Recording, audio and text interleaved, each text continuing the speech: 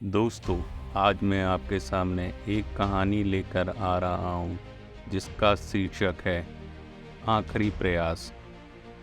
एक समय की बात है। एक राज्य में एक प्रतापी राजा राज करता था। एक दिन उसके दरबार में एक विदेशी आगंतुक आया और उसने राजा को एक सुंदर पत्थर उपहार स्वरूप प्रदान किया।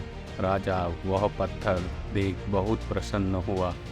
उसने उस पत्थर से भगवान विष्णु की प्रतिमा का निर्माण कर उसे राज्य के मंदिर में स्थापित करने का निर्णय लिया और प्रतिमा निर्माण का कार्य राज्य के महामंत्री को सौंप दिया।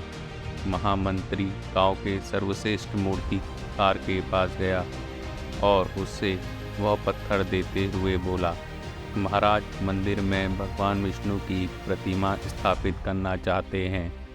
7 दिवस के भीतर इस पत्थर से भगवान विष्णु की प्रतिमा तैयार कर राजमहल पहुंचा देना।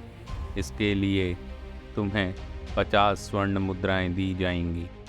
50 स्वर्ण मुद्राओं की बात सुनकर मूर्तिकार खुश हो गया और महामंत्री के जाने के उपरांत प्रतिमा का निर्माण कार्य प्रारंभ करने के उद्देश्य से अपने औजार निकाल लिए। अपने औजारों में से उसने एक हथौड़ा लिया और पत्थर तोड़ने के लिए उस हथौड़े से वार करने लगा, किंतु पत्थर जस का तस रहा। मूर्तिकार ने हथौड़े से कई बार पत्थर किए, परंतु पत्थर नहीं टूटा। 50 बार प्रयास करने के उपरांत मूर्तिकार ने अंतिम बार प्रयास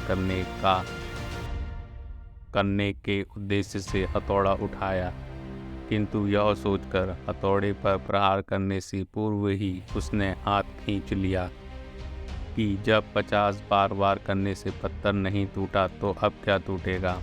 वह पत्थर लेकर वापस महामंत्री के पास गया और उसे यह कहकर वापस कर आया कि इस पत्थर को तोड़ना नामुमकिन है। इसके लिए इससे भगवान विष्णु की प्रतिमा नहीं बन सकती।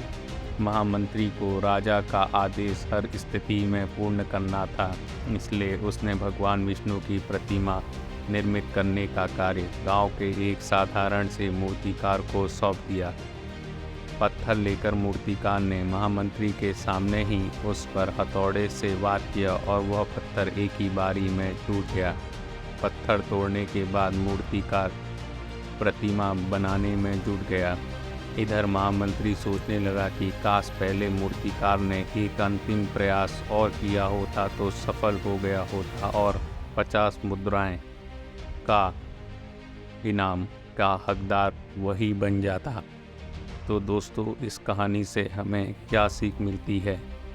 इस कहानी से हमें यह सीख मिलती है कि हमें भी अपने जीवन में ऐसी परिस्थितियों से दो चार होते रहना पड़ता है।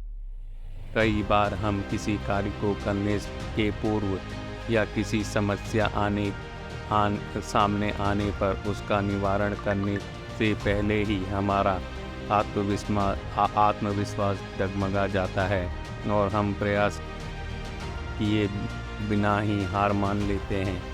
कई बार हम 1-2 प्रयास में असफलता मिलने पर आगे प्रयास करना छोड़ देते हैं, जबकि हो सकता है कि कुछ प्रयास और करने पर कार्य पूर्ण हो जाए, समस्या का समाधान हो जाए। यदि जीवन में सफलता प्राप्त करनी है तो बार बार असफल होने पर भी हमें प्रयास करते रहना चाहिए जब तक सफलता नहीं मिल जाती।